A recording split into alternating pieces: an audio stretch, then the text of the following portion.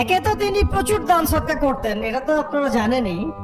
আরেকটা জিনিস অনেকে জানে না, তিনি উটের পিঠে বসেছিলেন, কিছু একটা খাচ্ছিলেন, এই দুই একটা দানা পড়ে গেছে নিচে। উটের পিঠ থেকে নেমেছেন, নেমে সেই দানা উঠিয়েছেন, ধুয়েছেন, আবার খেয়েছেন।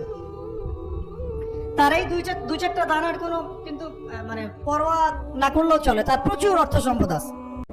30,000 সেনাবাহিনী দায়িত্ব নিয়েছেন, সেনাবাহিনী যাবে, থাকবে, খাবে, তাঁবু টাঙাবে, সব দায়িত্ব তার। 30,000 সেনাবাহিনীর দায়িত্ব নেওয়া কি চারটাখানি কথা? নবী সাল্লাল্লাহু আলাইহি ওয়াসাল্লাম বলেছিলেন যে তোমাকে আল্লাহ পাক রিজিক বাড়িয়ে দিবেন না কেন?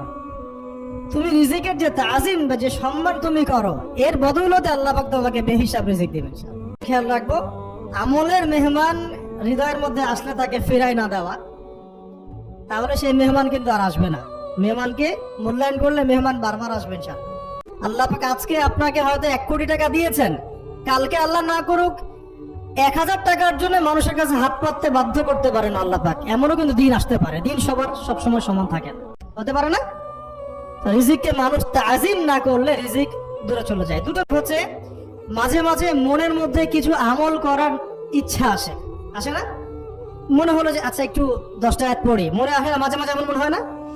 ওই সময় এই যে মনের মধ্যে যে এই ইরাদাটা জাগ্রত হওয়া, এটাকে আমরা বলি ওয়ারিদ।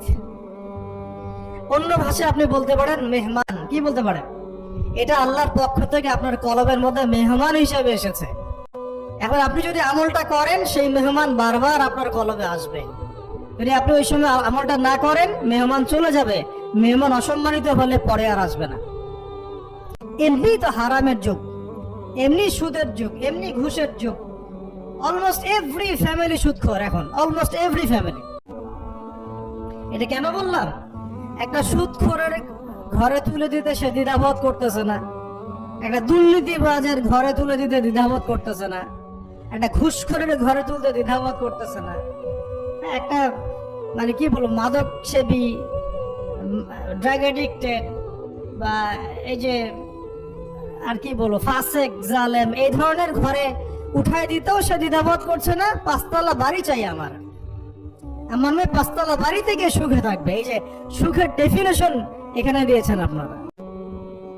শুধুমাত্র মেয়েদের দুনিয়াবি সুখ, এর সংজ্ঞাটা বুঝতে ভুল করার কারণে।